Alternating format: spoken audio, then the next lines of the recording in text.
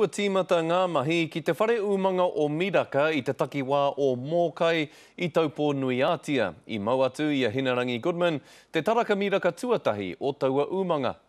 O te taraka Miraka tuatahi tēnei mo te rā kia uru mai ki te teihana tūna taraka, te wāhi e ngō te atua i ngā Miraka ki ngā taika pupuri o roto o te teihana nei.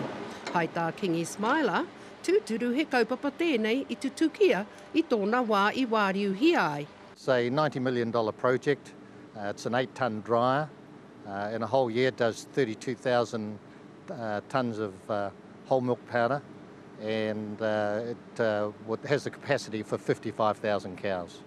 He kaupapa me ona manako nui i tīmata hia i ngā tau hipa, iaia nei ko te ara whakamua te tirohanga whānui me ngā mākete o te ao. So Global Dairy Networks is our agents, exclusive agents for selling our product.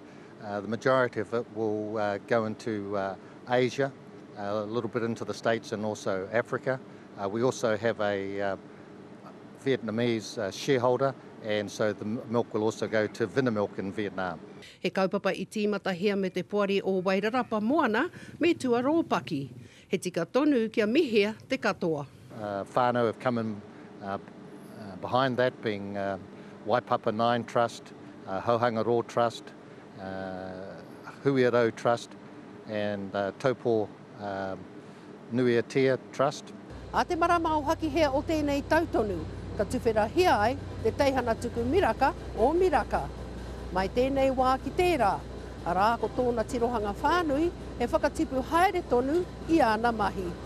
He Pākihi kua tīmata hia, he roa tōna huarahi. Ko Hinarangi Goodman, mō te karere.